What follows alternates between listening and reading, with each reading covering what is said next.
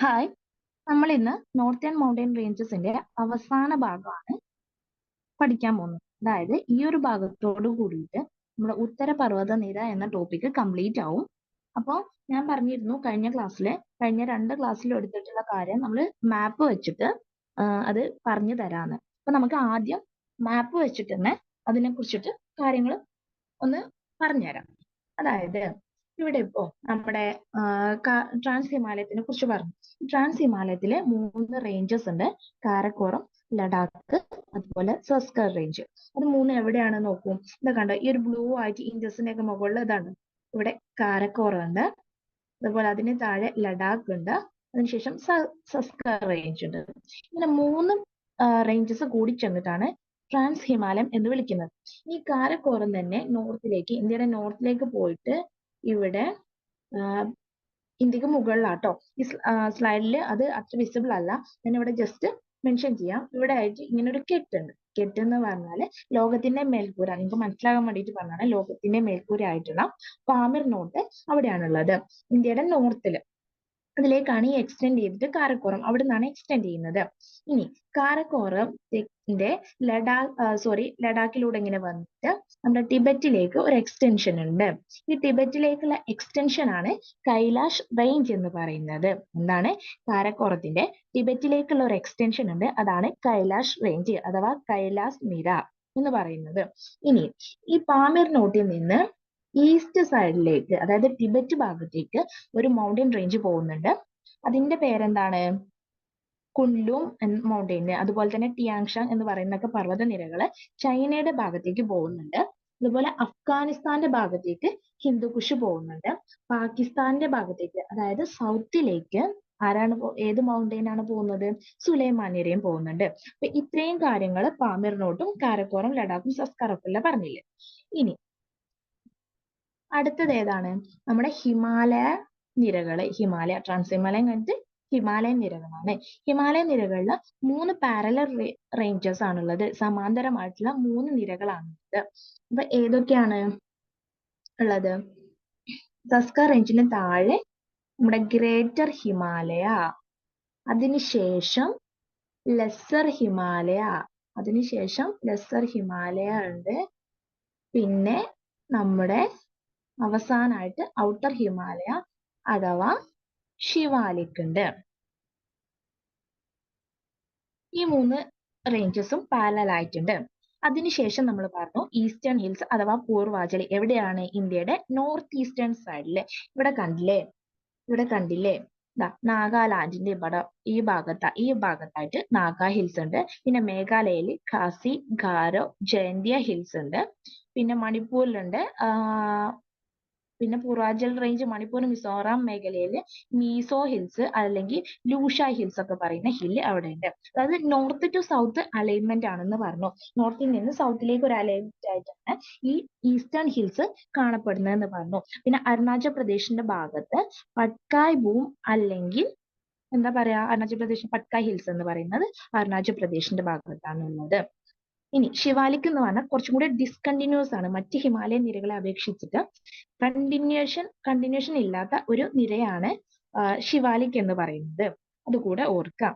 ഇത്രയും കാര്യങ്ങൾ പറഞ്ഞല്ലോ. ഇനി നമ്മൾ പറഞ്ഞിരുന്നു ഇന്നത്തെ ക്ലാസ്സിൽ നമ്മൾ എടുക്കാൻ പോകുന്നത് നദികളുടെ, അതായത് ഹിമാലയൻ നിരയെ നദികൾ മുറിച്ചു കടക്കുന്നതിനനുസരിച്ചിട്ട് എന്ത് ചെയ്തിട്ടുണ്ട്? ക്ലാസിഫൈ ചെയ്തിട്ടുണ്ട്. അതിനെ കുറിച്ചാണ് പറയുന്നത്. അപ്പൊ ഇത്രയും കാര്യങ്ങൾ നിങ്ങൾ ഓർക്കുക. അപ്പൊ ഞാൻ ഇത് പറഞ്ഞിട്ടില്ല. പിന്നെ നമ്മുടെ ഇവിടെ നമ്മുടെ ആരവല്ലി ഉണ്ട്, ഇവിടെ വിന്ധ്യ ഉണ്ട്, വിന്ധ്യ റേഞ്ച് ഉണ്ട്, ആരവല്ലി റേഞ്ച് ഒക്കെ ഉണ്ട്. അതൊക്കെ നമ്മൾ ഉപദ്വീപീയ ഇന്ത്യ പഠിക്കുമ്പോൾ പഠിക്കൂ കേട്ടോ. പെനിൻസുലാർ ഇന്ത്യന്റെ ഭാഗമായിട്ടാണ് ആരവല്ലി, അതുപോലെ ഉത്തര മഹാസമുദ്രമൊക്കെ പഠിക്കുന്ന ആ ക്ലാസ്സുകളിൽ നമുക്ക് ബാക്കിയുള്ള പോർഷൻ പഠിക്കാം. ഇപ്പൊ നമ്മൾ ഹിമാലയൻ റേഞ്ചും അതുപോലെ പൂർവാചലും ട്രാൻസ് ഹിമാലയം ഒക്കെയാണ്. നോർത്തേൺ മൗണ്ടൻ റേഞ്ചിന്റെ കാര്യം മാത്രമാണ് ഇവിടെ പറഞ്ഞിട്ടുള്ളതെന്ന് കൂടി ഓർക്കുക കേട്ടോ. ഇനി നമ്മള് പഠിക്കാൻ പോകുന്നത് ഈ ഹിമാലയൻ റേഞ്ചിനെ നദികളുടെ അടിസ്ഥാനത്തിലുള്ള ക്ലാസിഫിക്കേഷൻ ആണ്. ഹിമാലയൻ റേഞ്ചിന്റെ എന്തിന്റെ അടിസ്ഥാനത്തിലുള്ള ക്ലാസിഫിക്കേഷൻ ആണ്? നദികളുടെ അടിസ്ഥാനത്തിലുള്ള ക്ലാസിഫിക്കേഷൻ ആണ്. അപ്പൊ നദികളുടെ അടിസ്ഥാനത്തില് ഇങ്ങനെ നമുക്ക് ക്ലാസിഫൈ ചെയ്യാം. ആ നദികൾ എവിടെയൊക്കെയാണ് എന്നുള്ളത് പറയാം. ആദ്യം നമ്മുടെ സിന്ധു നദി എവിടെയാണുള്ളത്?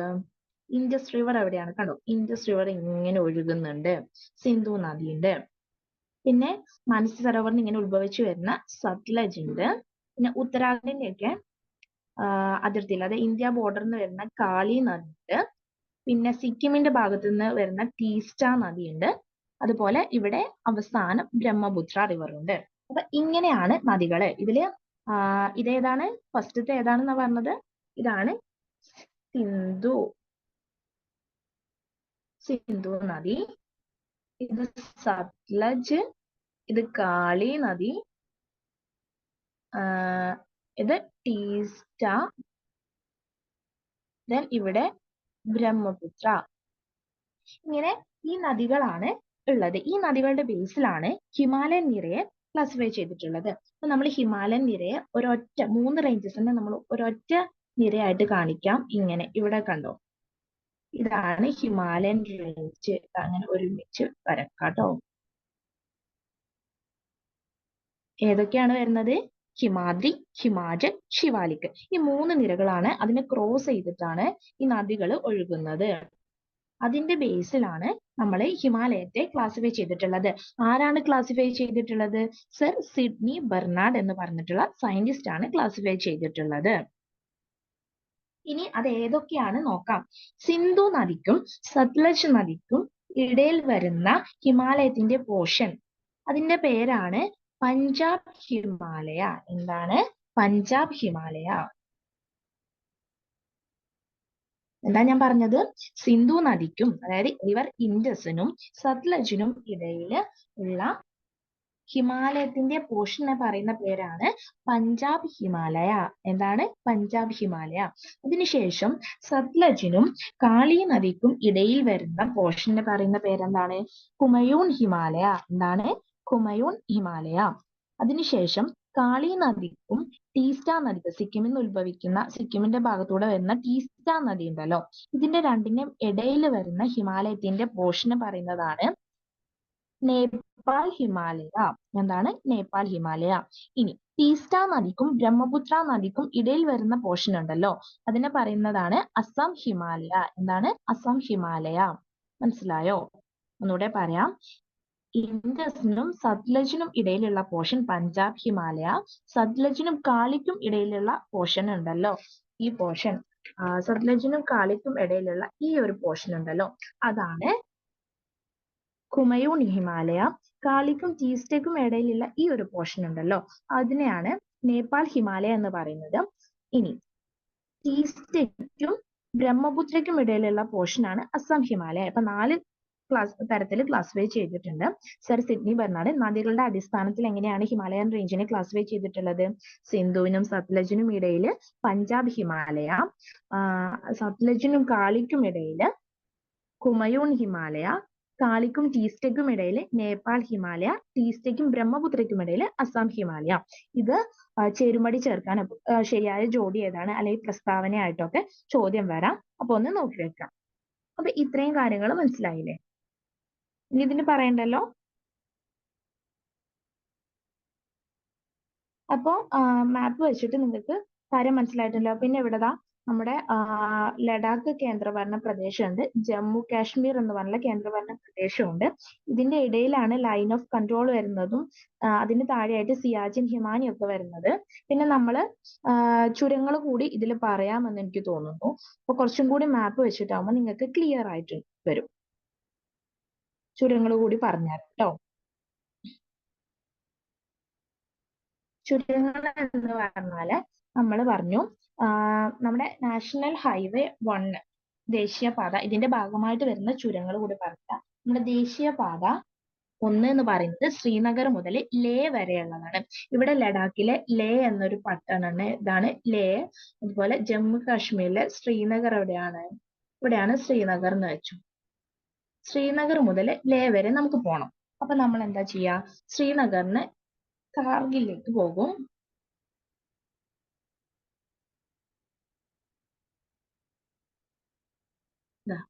ഇവിടെ ശ്രീനഗർ ഉണ്ട്. ഇതിപ്പോ ഞാൻ ജസ്റ്റ് നിങ്ങൾക്ക് മനസ്സിലാവാൻ വേണ്ടിയിട്ടാണ് പറയുന്നത്. ശ്രീനഗറിൽ നിന്ന് നമ്മൾ കാർഗിലേക്ക് പോകണം. അപ്പൊ നമ്മൾ ഏത് ചുരം വഴിയാ പോവാ? സോജില ചുരം വഴി പോകും. അതിനുശേഷം കാർഗിൽ നിന്ന്, ഇവിടെ കാർഗിലാണ്, ഈ കാർഗിൽ നിന്ന് നമ്മൾ എന്ത് ചെയ്യും? ലേ പട്ടണത്തിലേക്ക് പോകും. ഇവിടെ ലഡാക്ക് കേന്ദ്രഭരണ പ്രദേശമാണ്.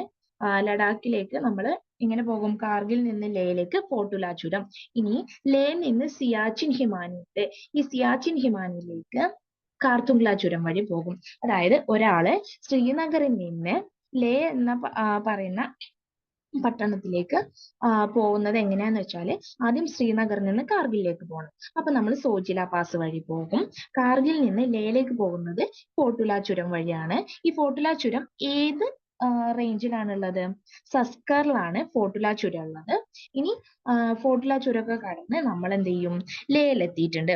ഇനി ലേ പട്ടണത്തില് നമുക്ക് സിയാച്ചിൻക്ക് പോകണം. അപ്പൊ സിയാച്ചിൻക്ക് പോകണമെങ്കിൽ നമ്മൾ ഏത് ചുരം വഴിയാ പോവാ? കാർത്തുങ്ല ചുരം വഴി. ഈ കാർത്തുങ്ല ചുരം എന്ന് പറഞ്ഞത് ലഡാക്ക് റേഞ്ചിലാണ് ഉള്ളത്.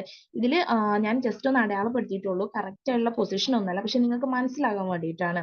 അതായത് ഇവിടെ നമ്മുടെ ജമ്മു കാശ്മീരിലെ ശ്രീനഗർ ഉണ്ട്, കാർഗിൽ ഉണ്ട്, ലഡാക്കിലെ ലേ പട്ടണം ഉണ്ട്. ഇനി ഇവിടെ ആയിട്ടാണ് സിയാച്ചിൻ വരുന്നത്. അപ്പോ ഒരാള് ശ്രീനഗറിൽ നിന്ന് കാർഗിലിലേക്ക് സോജില പാസ് വഴി, കാർഗിൽ മുതൽ ലേ വരെ ഫോർട്ടുല ചുരം, ഫോർട്ടുല ചുരത്തിന്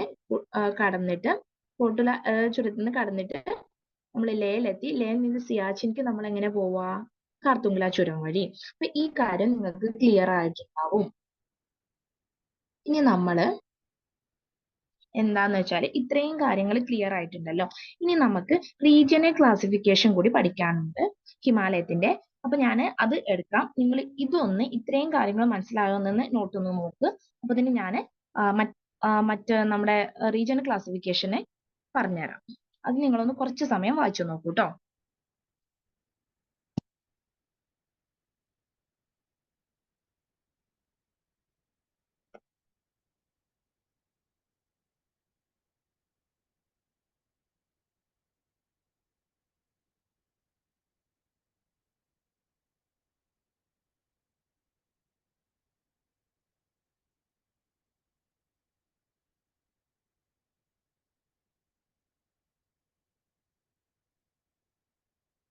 ഇപ്പൊ നമ്മള് ഇത്രയും കാര്യങ്ങൾ പറഞ്ഞത് ഞാൻ ഇവിടെ കൊടുത്തിട്ടുണ്ട്. ബേസ്ഡ് ഓൺ റിവേഴ്സ് ക്രോസിംഗ് ഹിമാലയാണ്. ഹിമാലയത്തിലെ നദികള്, ഹിമാലയ നിരയെ നദികൾ മുറിച്ചു കടക്കുന്നതിന്റെ ബേസില് നാലായിട്ട് ക്ലാസിഫൈ ചെയ്തിട്ടുണ്ട്. പഞ്ചാബ് ഹിമാലയ, കുമയോൺ ഹിമാലയ, നേപ്പാൾ ഹിമാലയ, അസം ഹിമാലയ. ഞാനിത് വരച്ച് നിങ്ങൾക്ക് പറഞ്ഞു തന്നാണ്. അപ്പൊ ഇനി അത് വിശദീകരിച്ചിട്ട് പറയുന്നില്ല. അപ്പൊ അത്രയും കാര്യങ്ങൾ ക്ലിയർ ആയിട്ടുണ്ടാവും. അപ്പൊ എല്ലാവരും വായിച്ചു തീർത്തില്ലേ? ഇനി നമുക്ക് റീജിയണൽ ക്ലാസിഫിക്കേഷൻ, പ്രാദേശികമായിട്ട് എങ്ങനെയാണ് ഹിമാലയത്തെ തരംതിരിച്ചിട്ടുള്ളത് എന്ന് നോക്കാം. അപ്പൊ ആദ്യമായിട്ട് റീജിയണൽ ക്ലാസിഫിക്കേഷനിൽ വരുന്നത് കാശ്മീർ ഹിമാലയം എന്നാണ്. കാശ്മീർ ഭാഗത്ത് വരുന്ന ഹിമാലയൻ നിരകളെ കുറിച്ചിട്ടുള്ള ഒരു പോർഷൻ ആണ് കാശ്മീർ ഹിമാലയ എന്ന ഭാഗത്ത് നമ്മൾ പഠിക്കുന്നത്. ഈ കാശ്മീർ ഹിമാലയൻ റീജിയണില് ഏതൊക്കെ നിരകളാണ് വരുന്നത് ആദ്യം പഠിക്കാം. ഏതൊക്കെ നിരകളാണ്? കാരക്കോറം, ലഡാക്ക്, സസ്കർ, പിന്നെ പീർപ്പാഞ്ചൽ. ഇതിന് നമുക്കറിയാം കാരക്കോറം, ലഡാക്കും സസ്കറും ട്രാൻസ് ഹിമാലയൻ റീജിയൺ ആണ്. പക്ഷെ പീർപ്പാഞ്ചൽ നമ്മൾ എവിടെയാ പറഞ്ഞത്? ഓർമ്മയുണ്ടോ? പീർപ്പാഞ്ചല് നമ്മുടെ ഹിമാചൽ അഥവാ ലെസർ ഹിമാലയയിലുള്ള ഒരു നിരയാണ് പീർപ്പാഞ്ചൽ എന്ന് പറയുന്നത്.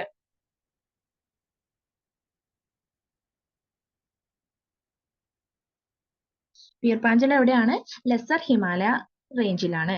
അപ്പോ ഈ ലെസർ ഹിമാലയത്തിലെ പീർപ്പാഞ്ചലും അതുപോലെ കാരക്കോറും ലഡാക്കും സസ്കറും കൂടിച്ചേർന്നിട്ടുള്ള പോർഷൻ ഒക്കെ വരുന്നത് എവിടെയാണ്? കാശ്മീർ ഹിമാലയത്തിലാണ്.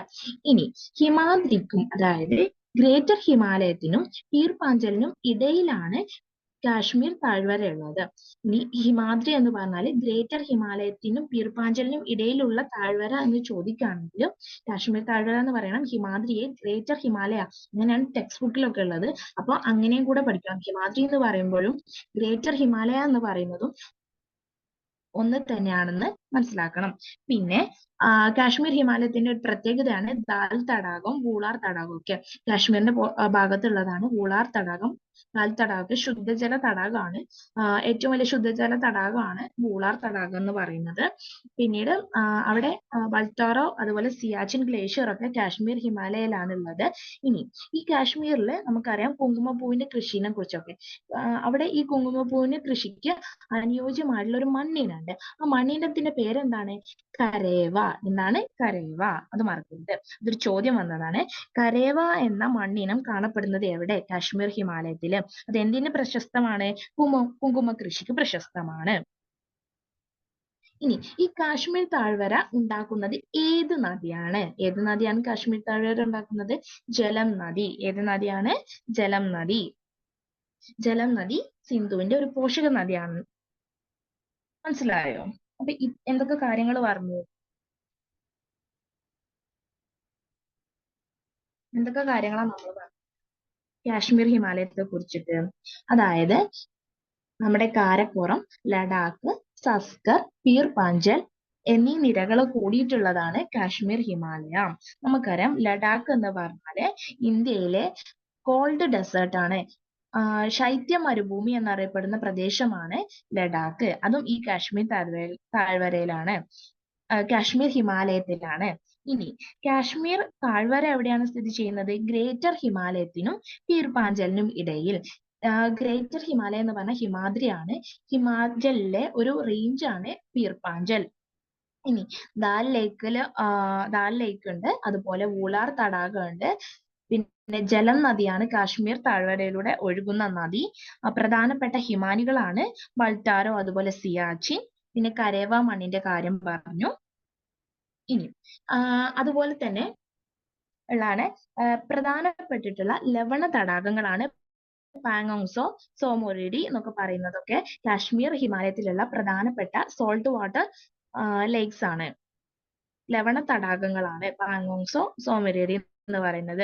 ഇപ്പൊ ഒരു ചോദ്യം വരാണ്, കാശ്മീർ ഹിമാലയത്തിലെ ലവണ തടാകത്തിൽ പെടാത്തത് ഏത് എന്നൊക്കെ പറഞ്ഞിട്ട് ഇന്ത്യയിലെ ചിൽക്കയും അതുപോലെ ഒരുപാട് ലവണ തടാകങ്ങളുണ്ടല്ലോ, ഇതിന്റെയൊക്കെ പേര് തന്നിട്ടാവുമ്പോൾ നമ്മൾ ഓർക്കണം പാങ്ങോങ്സോ, സോമോറിഡി എന്ന് പറയുന്ന രണ്ട് സോ എന്നല്ലേ. അപ്പൊ അത് ഓർത്ത് വെച്ചിട്ട് അത് കാശ്മീർ ഹിമാലയത്തിലാണെന്ന് എഴുതണം കേട്ടോ. ഇനി പ്രധാനപ്പെട്ട ചുരങ്ങൾ നമ്മളിപ്പോ പറഞ്ഞിട്ടുള്ളൂ, നമ്മൾ മാപ്പ് വെച്ചിട്ട് പറഞ്ഞു തന്നതാണ്. ഒരാള് ഇപ്പൊ ഇങ്ങനെ ഓർത്താൽ മതി, ഒരാള് ശ്രീനഗറിൽ നിന്ന് ലേ വരെ പോണം, അതായത് NH1 ശ്രീനഗർ ടു ലേ ആണ്. പിന്നെ അതിൽ സിയാച്ചിൻ കൂടി വരുന്നുണ്ട്, അതുകൂടെ ഓർത്താൽ മതി. ഇനി ശ്രീനഗറിന് ഒരാൾ ലേ പോണം, അപ്പൊ നമ്മൾ ആദ്യം എന്താ ചെയ്യുന്നത്? ആദ്യം കാർഗിലേക്ക് പോണം. ഈ കാർഗിലേക്ക്, ശ്രീനഗറിന് കാർഗിലേക്ക് പോകണമെങ്കിൽ നമ്മൾ സോജില, അത് ഗ്രേറ്റർ ഹിമാലയത്തിലാണുള്ളത്, അഥവാ ഹിമാദ്രിയിലാണുള്ളത്. ഇനി അതിനുശേഷം ഇപ്പൊ ജമ്മുന്ന് ശ്രീനഗറിലേക്കാണ് പോകണ്ടെങ്കിൽ ഫസ്റ്റ് നമ്മൾ ജമ്മുവിലാന്ന് വിചാരിച്ചോ. ജമ്മുന്ന് ശ്രീനഗറിലേക്ക് പോകണേ നമ്മൾ ബനിഹൽ ചുരം കടക്കണം. ബനിഹൽ ചുരം ഏത് റേഞ്ചിലാണുള്ളത്? പീർ പാഞ്ചൽ റേഞ്ചിലാണുള്ളത്. അത് ഞാൻ അവിടെ പറഞ്ഞിട്ടില്ല, അതുകൊണ്ട് ഓർക്കണം. ആദ്യം ഒരാള് ജമ്മുന്ന് ശ്രീനഗറിലേക്ക് പോയി ബനിഹൽ ചുരം വഴി. അത് ഏത് റേഞ്ചിലാണ്? പീർ പാഞ്ചലിലാണ് ഉള്ളത്. അതിനുശേഷം ശ്രീനഗറിന് കാർഗിലെത്തി. ഏത് ചുരം വഴി? സോജില ചുരം വഴി. അത് ഗ്രേറ്റർ ഹിമാലയത്തിലാണുള്ളത്. ഇനി കാർഗിൽ നിന്ന് ലേ പട്ടണത്തിൽ, ലഡാക്കിലെ ലേ പട്ടണത്തിൽ എത്തണം. ഏത് ചുരം വഴി? കോട്ടുല ചുരം വഴി. ഏത് നിരയിലാണുള്ളത്? പർവ്വത നിരയിലാണ്, സസ്കർ റേഞ്ചിലാണുള്ളത്. ഇനി ലേ പട്ടണത്തെ, ഒരു ചോദ്യമാണ്, നമ്മൾ നേരത്തെ പറഞ്ഞതാണ്, ലേ പട്ടണത്തെ ചുറ്റി ഒഴുകുന്ന നദി ഏതാണ്? നിങ്ങൾ തന്നെ പറയണം കേട്ടോ, ഞാൻ പറയില്ല. ഇനി നമ്മൾ അങ്ങനെ ലേയിലെത്തിയതിനു ശേഷം നമ്മുടെ കാരക്കോറത്തിലെ പ്രധാനപ്പെട്ട ഒരു ഹിമാനിയെ കുറിച്ച് പറഞ്ഞിട്ടുണ്ടായിരുന്നു. ഏതാണ്? സിയാച്ചിൻ. ഈ സിയാച്ചിനിലേക്ക് എത്തിച്ചേരണമെങ്കിൽ നമ്മൾ ഏത് ചുരം വഴി പോകും? കാർത്തുങ്ല ചുരം. ഈ കാർത്തുങ്ല ചുരം ഏത് റേഞ്ചിലാണുള്ളത്? ലഡാക്ക് റേഞ്ചിലാണുള്ളത്. അപ്പൊ ഇത്രയും കാര്യങ്ങളാണ് ഞാൻ പറഞ്ഞത്. പിന്നെ നമ്മുടെ കാശ്മീർ ഹിമാലയത്തില് നദികളുണ്ട്. ഒഴുകുന്ന നദികൾ ഏതൊക്കെയാണ്? നമ്മൾ പറഞ്ഞു ജലം നദിയുണ്ട്, ജലം നദി ഒഴുകുന്നുണ്ട്. പിന്നെ ഇൻഡസ് ഉണ്ട്, അതുപോലെ ചിനാബ് ഉണ്ട്. ജലം, ഇൻഡസ് ആൻഡ് ചിനാബ്, ഈ മൂന്ന് നദികളാണ് കാശ്മീർ ഹിമാലയത്തിലൂടെ ഒഴുകുന്നത്. ജലം നദി അതിന്റെ പൂർണ്ണ വളർച്ച എത്തിയിട്ടില്ലെങ്കിൽ പോലും മിയാൻഡേഴ്സ് ഉണ്ടാക്കുന്നുണ്ട്. സാധാരണ ഇപ്പോ മെച്ചൂർ സ്റ്റേജ് ആകുമ്പോൾ അതിന്റെ സെക്കൻഡ് സ്റ്റേജിലൊക്കെയാണ് മിയാൻഡേഴ്സ് ഫോം ചെയ്യുന്നത്. പക്ഷെ ജലം നദി എന്ത് ചെയ്യുന്നുണ്ട്, കാശ്മീർ താഴ്വരയില് അതിന്റെ യൂത്ത് സ്റ്റേജിൽ തന്നെ മിയാൻഡേഴ്സ് ഫോം ചെയ്തിട്ട് കാശ്മീർ വാലി ഉണ്ടാക്കുന്നത് ജലം നദിയാണ് കേട്ടോ. അതുകൂടെ ഓർക്കുക. ഈ ജലം നദിയുടെ തീരത്താണ് ശ്രീനഗർ എന്ന പട്ടണം ഉള്ളത്. ജലം നദിയുടെ തീരത്തുള്ള പട്ടണം ഏതാന്ന് ചോദിച്ചാൽ പറയണം ശ്രീനഗർ. ഇനി അവിടെ തീർത്ഥാടന കേന്ദ്രങ്ങളുണ്ട്. പ്രധാനപ്പെട്ട തീർത്ഥാടന കേന്ദ്രങ്ങൾ, കാശ്മീർ ഹിമാലയത്തിലെ പ്രധാനപ്പെട്ട തീർത്ഥാടന കേന്ദ്രങ്ങൾ ഏതൊക്കെയാണ്? വൈഷ്ണവ ദേവി ക്ഷേത്രം, അതുപോലെ അമർനാഥ് കേവ്, ഷറാറി ഷെരീഫ്. ഞാൻ ഈ PDF ഉൾപ്പെടുത്തിയിട്ടില്ല. നിങ്ങൾ എഴുതിയെടുക്കാൻ വേണ്ടിയിട്ടാണ് ഞാൻ പറയുന്നത്. എല്ലാം കൂടെ PDF ഉൾപ്പെടുത്തുന്നില്ല. അപ്പൊ നിങ്ങൾ ഞാൻ പറയുന്ന കാര്യങ്ങൾ എഴുതിയെടുക്കണം. കാശ്മീർ ഹിമാലയത്തിലെ പ്രധാനപ്പെട്ടിട്ടുള്ള തീർത്ഥാടന കേന്ദ്രങ്ങൾ എന്ന് പറയുന്നത് ഏതൊക്കെയാണ്? വൈഷ്ണവദേവി ക്ഷേത്രം, അമർനാഥ് കേവ്, ഷറാറി ഷെരീഫ് എന്നൊക്കെ പറയുന്നത്. ഇനി അതിലുള്ള 2 ഡ്യൂൺസ് ഉണ്ട്. ആ ഡ്യൂൺ ഏതൊക്കെയാണ്? പത്താൻകോട്ട് ഡ്യൂണും അതുപോലെ ജമ്മു ഡ്യൂണും. ഏതൊക്കെയാണ്? Pathankot Dune, Jammu Dune.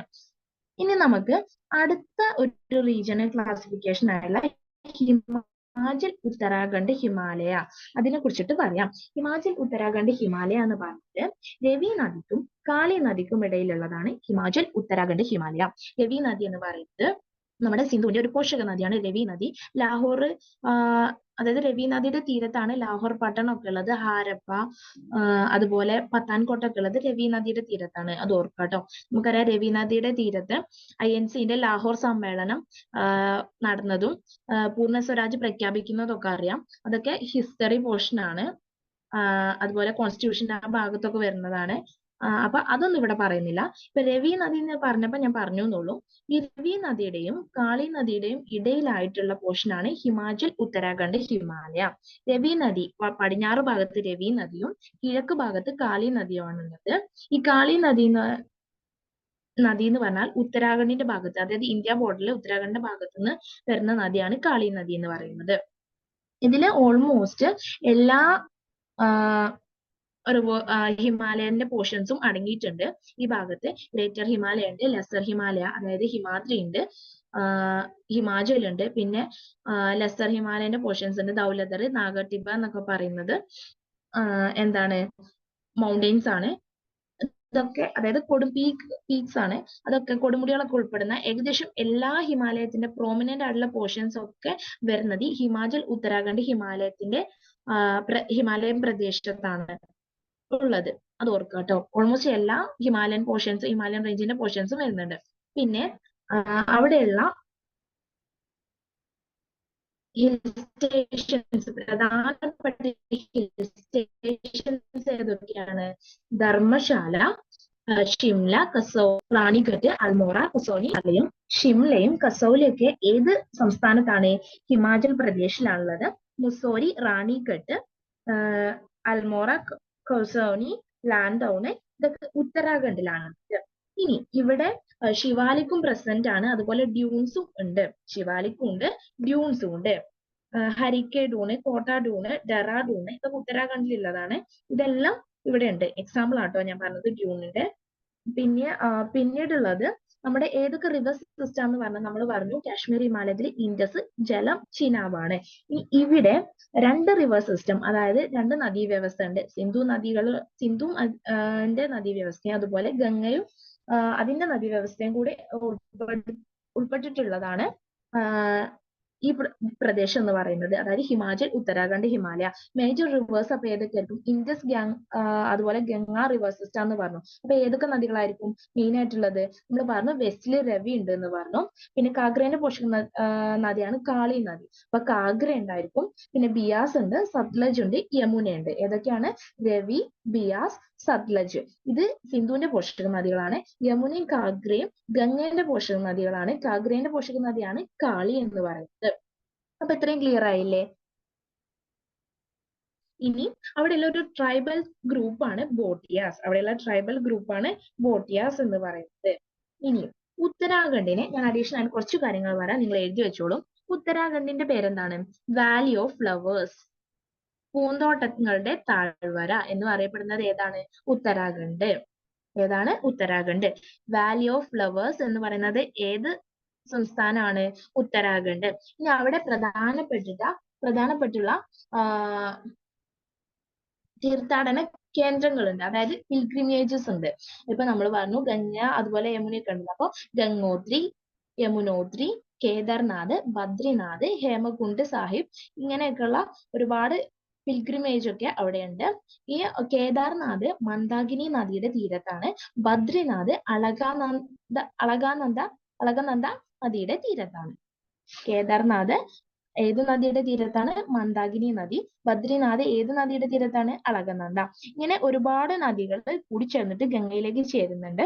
എന്നിട്ടാണ് പിന്നീട് ഗംഗയായിട്ട് വരുന്നത്. അപ്പോൾ അവിടെ ഒരു പഞ്ചപ്രയാഗ്, നമ്മൾ ഗംഗയെ കുറിച്ചിട്ടും അതിന്റെ പോഷക നദികളും ഒക്കെ പറയുമ്പോൾ പറയാം. ഈ പഞ്ചപ്രയാഗ് ജസ്റ്റ് ഇപ്പോൾ ഓർത്താൽ മതി. ഹിമാചൽ, ഉത്തരാഖണ്ഡ്, ഹിമാലയത്തിലാണ് പഞ്ചപ്രയാഗ് ഉള്ളത്.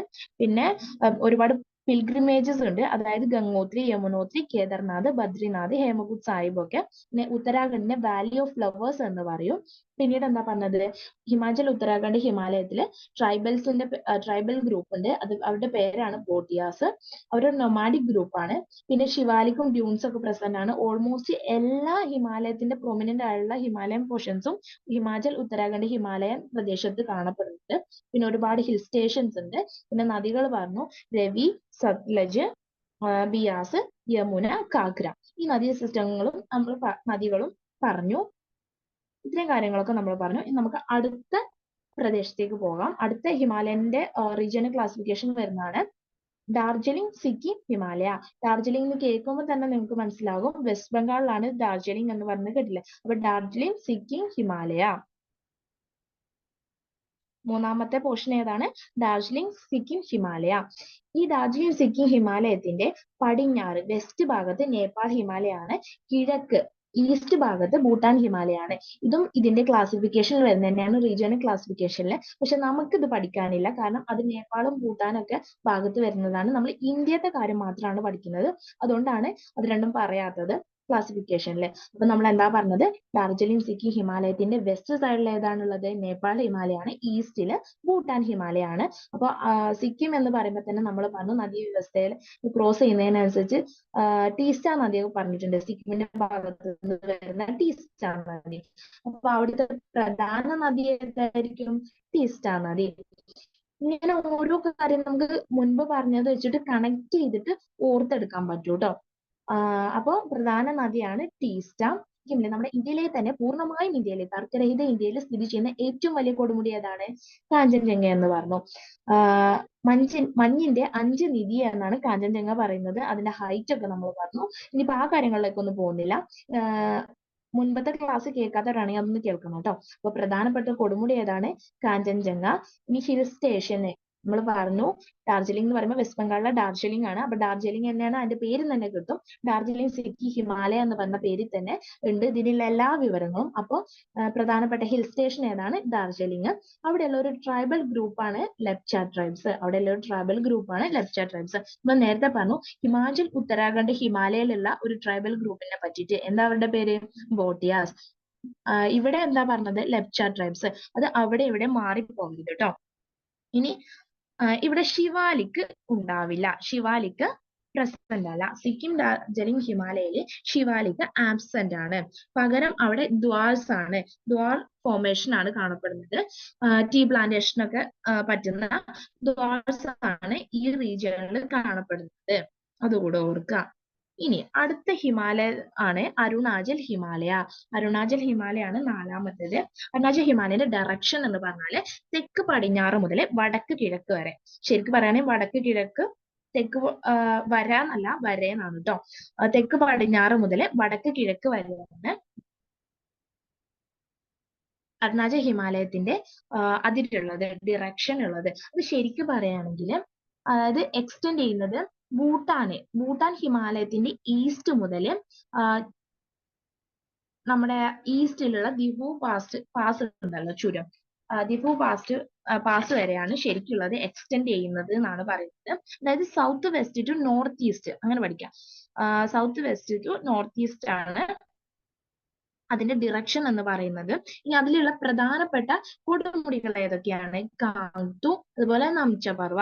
നംചപർവയും കാങ്തുവും. ഈ നംചപർവയ്ക്ക് ഒരു പ്രത്യേകതയുണ്ട്. നമ്മുടെ ബ്രഹ്മപുത്ര നമ്മൾ പറഞ്ഞു, ടിബറ്റൻ മാനസ സരോവറിന്റെ ആ ഭാഗത്ത് ബ്രഹ്മപുത്ര ഉത്ഭവിക്കുന്നത് എവിടുന്നാന്നൊക്കെ പറയാം. കറക്റ്റ് ആയിട്ട് നമ്മൾ നദീ വ്യവസ്ഥയും നദികളെ കുറിച്ച് പഠിക്കുമ്പോൾ ഇപ്പൊ നിങ്ങൾ ഇത്ര മനസ്സിലാക്കി വെച്ചാൽ മതി.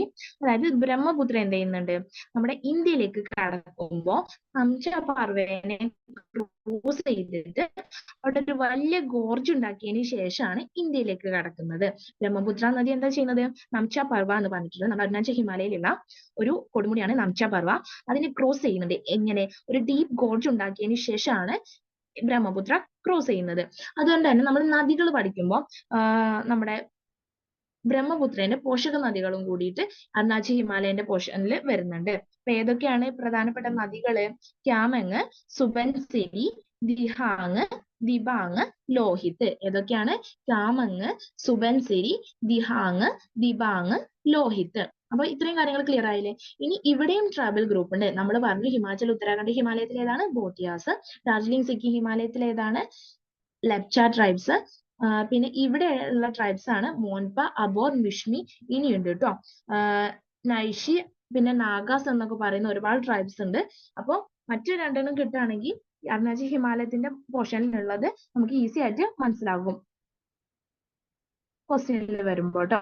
അപ്പൊ മോൻപ, അബോർ, മിഷ്മി, നൈഷി, നാഗാസ് ഇതൊക്കെ അവിടുത്തെ ട്രൈബൽ ഗ്രൂപ്പാണ്. ഇനി അവിടെ ഭയങ്കരമായിട്ട് അത്ര നല്ല ഒരു ടോപ്പോഗ്രഫി ഒന്നല്ല, ഇങ്ങനെ കുത്തനെയുള്ള അങ്ങനെയുള്ള ഒരു ടോപ്പോഗ്രഫിയാണ് ആ ഭാഗത്തുള്ളത്. അതുകൊണ്ട് തന്നെ അതിനെ റഗ്ഡ് ടോപ്പോഗ്രഫി എന്നാ പറയുന്നത്. അവിടെ ഇന്റർവാലി ട്രാൻസ്പോർട്ടേഷൻസ് ഒക്കെ അതിന്റെ ലിങ്കേജസ് ഒക്കെ നോർമൽ ആണ്. അത്രയും ഒരു എന്താ പറയാ, ഒരു ശരിക്കുള്ള അവിടുത്തെ കാര്യങ്ങളൊക്കെ എന്ന് പറഞ്ഞാല് ഒരു മലഞ്ചെരിവ് അങ്ങനത്തെ ഒരു പ്രദേശമാണുള്ളത്. അതുകൊണ്ട് തന്നെ അവിടെ ഇവരെന്താ ചെയ്യുന്നതെന്ന് വെച്ചാല് ഒരു ഭാഗത്ത് നിന്ന് ഷിഫ്റ്റ് ചെയ്യും, എന്നിട്ട് മറ്റൊരു ഭാഗത്ത് പോയി കൃഷി ചെയ്യും. അങ്ങനെ ബേൺ ചെയ്തിട്ടൊക്കെ കത്തിച്ച് കളഞ്ഞിട്ട് അവിടെ കത്തിച്ചിട്ട് അവിടെ കൃഷി ചെയ്യുന്ന ഒരു രീതിയാണ്. ആ കൃഷിയെ ജൂമിങ് എന്നാണ് പറയുന്നത്. ജൂമിങ് കൃഷി എവിടെയാണുള്ളത്? അരുണാചൽ ഹിമാലയം പ്രദേശത്താണുള്ളത്. അതുകൂടെ ഓർക്കുക കേട്ടോ. അപ്പൊ ഇത്രയും കാര്യങ്ങളും ഡീറ്റെയിൽ ആയിട്ട് പറയണ്ട. നമുക്ക് അറിയേണ്ട പോയിന്റ്സ് എന്താണെന്ന് വെച്ചാൽ അരുണാചൽ ഹിമാലയന്റെ direction north west, south west to north east, south west to north east ആണ്. പിന്നെ അതിലുള്ള പ്രധാനപ്പെട്ട കൊടുമുടികൾ ഏതൊക്കെയാണ്? കാങ്തു ആൻഡ് നംച പർവ. ഈ നംച പർവേനെ ഈ ബ്രഹ്മപുത്ര ഇന്ത്യയിലേക്ക് കടക്കുമ്പോൾ ക്രോസ് ചെയ്യുന്നത് ഒരു ഡീപ്പ് ആഴത്തിലുള്ള ഒരു ഗോർജ് ഉണ്ടാക്കിയതിന് ശേഷമാണ്. പിന്നെ പ്രധാനപ്പെട്ട നദികള് കാമങ്, സുബൻസിരി, ദിഹാങ്, ദിബാങ്, ലോഹിത്. പിന്നെ tribal groups Monpa, Abor, Mishmi, Nyishi and Nagas. പിന്നെ അവിടെ ജൂമിങ് കൾട്ടിവേഷൻ ആണെന്ന് കൂടി ഓർത്തിരിക്കുക. പിന്നെ റഗ്ഡ് ടോപ്പോഗ്രഫി, അതിന്റെ കറക്റ്റ് മീനിങ് എനിക്ക് അറിയില്ല, ഞാനത് പറഞ്ഞുതരാം. റഗ്ഡ് ടോപ്പോഗ്രഫി ആണ് അവിടെ ഉള്ളത്. അവിടെ ജൂമിങ് ഇപ്പൊ ബേൺ ചെയ്തിട്ട് കത്തിച്ച് കളഞ്ഞിട്ട് കൃഷി ചെയ്യുന്ന, എന്നിട്ട് അവർ ഷിഫ്റ്റ് ചെയ്യുക, അങ്ങനത്തെ ഒരു കൃഷി രീതിയാണ് ഉള്ളത്. അവിടെ ഒന്ന് ഓർത്ത് വെക്കുക കേട്ടോ. ഇനി അതിനുശേഷം നമ്മൾ ലാസ്റ്റ് പറഞ്ഞതാണ് അഞ്ചാമതായിട്ടുള്ള ക്ലാസിഫിക്കേഷൻ ആണ്, റീജിയണൽ ക്ലാസിഫിക്കേഷൻ വരുന്നതാണ് eastern hills and mountains. North ഈസ്റ്റിലുള്ള ഹിൽസും പർവ്വത നിരകളൊക്കെ. ഇത് നമ്മൾ പറഞ്ഞു, ഇത് നമ്മുടെ പൂർവാചൽ തന്നെയാണ് പറയുന്നത്. അലൈൻമെന്റ് എങ്ങനെയാണ്? North to south. നമ്മൾ പറഞ്ഞില്ലേ അരുണാചൽ പ്രദേശില് ഉള്ളത് പട്കായ് ഭൂമ്. അതിനുശേഷം നാഗാലാൻഡിന് അവിടെ നാഗാ ഹിൽസ് ഉണ്ട്. മണിപ്പൂര് പിന്നെ ഭാഗത്തുണ്ട് ഹിൽസ്. മണിപ്പൂർ ഹിൽസ് ആണ് നോർത്തിലുള്ളത്. പിന്നെ സൗത്ത്, അതിന്റെ തൊട്ട് താഴെ സൗത്തിൽ എന്താ ഉള്ളത്? മിസോറാമിലുള്ള മീസോ അഥവാ ലൂഷായ് ഹിൽസ് ഉണ്ട്. പിന്നെ ഇതിൽ തന്നെ ലോവർ ഹിൽസിലൊക്കെ എന്താ ചെയ്യുന്നത്? ജൂം കൾട്ടിവേഷൻ തന്നെയാണ്. നമ്മൾ പറഞ്ഞില്ലേ അരുണാചൽ ഹിമാലയത്തിലുള്ള പോലെ തന്നെ ജൂം കൾട്ടിവേഷൻ ആണ് ഇവിടെയും ചെയ്യുന്നത്. അപ്പൊ എന്തൊക്കെ നമ്മൾ പറഞ്ഞു? ഇത്രയും കാര്യങ്ങളാണ് കേട്ടോ നമ്മുടെ നോർത്തേൺ മൗണ്ടൻ റേഞ്ചസിൽ പറയാനുള്ള ക്ലാസിഫിക്കേഷൻ ഒക്കെ കംപ്ലീറ്റ് ആയി. അപ്പൊ നമ്മൾ ആദ്യം മുതൽ പറയുകയാണെങ്കിൽ ഫസ്റ്റ് നമ്മൾ എന്താ പറഞ്ഞത്? മൗണ്ടൻ റേഞ്ചസിന്റെ ബേസിൽ, അത് സ്ഥിതി ചെയ്യുന്നതിന്റെ ബേസിൽ എന്ന് പറഞ്ഞിട്ടാണ് ഹിസ്റ്ററി കൊടുത്തിട്ടുള്ളത്. മൂന്നായിട്ട് തരംതിരിച്ചിട്ടുണ്ട്: ട്രാൻസ് ഹിമാലയ, ഹിമാലയ, അതുപോലെ പൂർവാഞ്ചല്. ഈ ട്രാൻസ് ഹിമാലയത്തിൽ വരുന്ന 3 നിരകൾ ഏതൊക്കെയാണ്? റേഞ്ചസ് ഏതൊക്കെയാണ്? കാരക്കോറം, ലഡാക്ക്, സസ്കർ. ഇതിൽ കാരക്കോറാണ് കുറച്ചുകൂടി ഇമ്പോർട്ടന്റ് ആയിട്ട് പഠിക്കേണ്ടത്. മൗണ്ട് കേറ്റു ഒക്കെ ഉള്ളത് അതൊക്കെ ഓർക്കണം. പിന്നെ ഈ ഇന്ത്യയിലെ ഏറ്റവും വലിയ കൊടുമുടി എന്ന് പറയുന്നെങ്കിൽ പോലും അത് പൂർണ്ണമായും ഇന്ത്യയിലല്ല, പാക് അധിനിവേശ കാശ്മീരിലാണ്. അതിന്റെ ഹൈറ്റ് അതൊക്കെ പഠിക്കണം. അതിനുശേഷം നമ്മൾ ലഡാക്കും സസ്കർ റേഞ്ചും ഒക്കെ പറഞ്ഞു. പിന്നെ അവിടുന്ന് വരുന്ന നദികളും ചുരങ്ങളൊക്കെ പറഞ്ഞു. അതിനുശേഷം നമ്മൾ ഹിമാലയ നിരകളിലേക്ക് പോയി. ഹിമാലയൻ നിരകൾ 3 പാരലൽ ആയിട്ടുള്ള 3 നിരകൾ ഉള്ളതാണ് ഹിമാലയൻ റേഞ്ച് എന്ന് പറയുന്നത്. അതില് ഹിമാദ്രി, ഗ്രേറ്റർ ഹിമാലയ, പിന്നെ Himachal, lesser Himalaya, then outer Himalaya എന്ന് പറയുന്ന ഷിവാലിക് ഉണ്ട്. ഷിവാലിക് കുറച്ചും കൂടെ ഡിസ്കണ്ടിന്യൂസ് റേഞ്ച് ആണെന്ന് പറഞ്ഞു. പിന്നെ നോർത്ത് ഈസ്റ്റിലേക്കുള്ളത് പൂർവാചൽ അഥവാ ഈസ്റ്റേൺ ഹിൽസ് എന്ന് പറഞ്ഞു. അതിനുശേഷം ഈ ഹിമാലയൻ നിരയെ നദികൾ മുറിച്ചു കടക്കുന്നതിന്റെ ബേസിൽ നമ്മൾ ക്ലാസിഫൈ ചെയ്തിട്ടുണ്ട്. അതായത് സിന്ധുവിനും സത്ലജിനും ഇടയ്ക്ക് പഞ്ചാബ് ഹിമാലയ, പിന്നെ സത്ലജിനും കാളിക്കും ഇടയ്ക്ക് കുമയൂൺ ഹിമാലയ, കാളി നദിക്കും ടീസ്റ്റ നദിക്കും ഇടയ്ക്കുള്ള നേപ്പാൾ ഹിമാലയ, ടീസ്റ്റയ്ക്കും ബ്രഹ്മപുത്രയ്ക്കും ഇടയ്ക്ക് ആസാം ഹിമാലയ എന്ന് പറഞ്ഞിട്ട് ക്ലാസിഫൈ ചെയ്തു. അതും കംപ്ലീറ്റ് ചെയ്തു. പിന്നെ നമ്മൾ പറഞ്ഞത് റീജിയണൽ ക്ലാസിഫിക്കേഷൻ ആണ്. പ്രാദേശികമായിട്ട് എങ്ങനെയാണ് ക്ലാസിഫൈ ചെയ്തതെന്നാണ് പറഞ്ഞത്. അതിൽ നമ്മൾ ഫസ്റ്റ് പറഞ്ഞു കാശ്മീർ ഹിമാലയ. അതിൽ ഏതൊക്കെ റേഞ്ചസ് ആ വരുന്നത്? കാരക്കോറം, ലഡാക്ക്, സസ്കർ, അതുപോലെ പീർ പാഞ്ചല്. അതിനുശേഷം നമ്മൾ പറഞ്ഞ ഏതാണ്? ഹിമാചൽ, ഉത്തരാഖണ്ഡ് ഹിമാലയ. ആ ഭാഗത്ത് ഏകദേശം എല്ലാ ഹിമാലയൻ റേഞ്ചസും പ്രൊമിനന്റ് ആയിട്ട് കാണുന്നുണ്ടെന്ന് പറഞ്ഞു. അതിനുശേഷം നമ്മൾ ഡാർജിലിംഗ്, സിക്കിം ഹിമാലയ എന്ന് പറഞ്ഞു. അതിന്റെ വെസ്റ്റിൽ ഉള്ളത് നേപ്പാൾ ഹിമാലയം, ഈസ്റ്റിലുള്ളത് അസം ഹിമാലയ എന്ന് പറഞ്ഞു, ഭൂട്ടാൻ ഹിമാലയ എന്ന് പറഞ്ഞു. പക്ഷെ ഈ 2 ഹിമാലയൻ റീജിയണും നമ്മൾ പഠിക്കുന്നില്ല, കാരണം നമ്മൾ ടെക്സ്റ്റിലില്ല. നമുക്കിപ്പോ പഠിക്കണ ഇന്ത്യനെ ബേസ് ചെയ്തിട്ടാണ്, അതുകൊണ്ടാണ് ട്ടോ പറയാത്തതെന്നും പറഞ്ഞു. ഇനി അതിനുശേഷം നമ്മൾ പറഞ്ഞത് ഏതാണ്? സിക്കിം, ഡാർജിലിംഗ് ഹിമാലയ പറഞ്ഞു. അതിന്റെ പേരും തന്നെ അതിൽ എന്തൊക്കെ ഉണ്ട് എന്നുള്ളത് നമുക്ക് കണക്ട് ചെയ്യാൻ പറ്റുന്ന രീതി പറഞ്ഞു. അതായത് സിക്കിമിലാണെങ്കിൽ നമ്മുടെ കാഞ്ചൻജംഗ സിക്കിമിലാണല്ലോ, പിന്നെ സിക്കിമിൽ നിന്നാണല്ലോ ടീസ്റ്റ് വരുന്നത്. അപ്പൊ അവിടുത്തെ പ്രധാന നദി ടീസ്റ്റ് ആയിരിക്കും, അത് പറഞ്ഞു. പിന്നെ ഡാർജിലിംഗ് എന്ന് പറഞ്ഞ പ്രധാനപ്പെട്ട ഹിൽ സ്റ്റേഷന് അത് വെസ്റ്റ് ബംഗാളിലാണുള്ളത്, അത് ആ ഭാഗത്താണെന്ന് പറഞ്ഞു. പിന്നെ അവിടുത്തെ ട്രൈബൽ ഗ്രൂപ്പിനെ കുറിച്ച് പറഞ്ഞു. ഹിമാചൽ, ഉത്തരാഖണ്ഡ് ഹിമാലയയിലെ ബോട്ടിയാസ്. നമ്മുടെ സിക്കിം, ഡാർജിലിംഗ് ഹിമാലയയിലാണെങ്കിൽ അവിടെ ലെപ്ച ട്രൈബ്സ്. പിന്നെ അതിനുശേഷം നമ്മൾ അരുണാചൽ ഹിമാലയ പറഞ്ഞു, അവിടെ ജൂമിൻ കൾട്ടിവേഷൻ പറഞ്ഞു. പിന്നെ മോൻപ, അബോൺ, വിഷ്മി എന്ന് പറഞ്ഞ ട്രൈബ് ഗ്രൂപ്പ്സ് പറഞ്ഞു. അതിനുശേഷം നമ്മൾ 5ാമതായിട്ട് eastern hills and mountains. Same Purvachal തന്നെയാണ് പറയുന്നത്. അവിടെ ലോവർ ഹിൽസിൽ ജൂം കൾട്ടിവേഷൻ ആണ്. Eastern hills north to south alignment ആണ്. അതായത് അരുണാചൽ പ്രദേശ് എന്ന് പറഞ്ഞാൽ മുകളിലാണല്ലോ, നോർത്ത് പോർഷനിലാണല്ലോ, നോർത്ത് ഈസ്റ്റ് തന്നെ നോർത്താണ്. അവിടെ ഉള്ളത് പട്കായ് ഭൂമ്.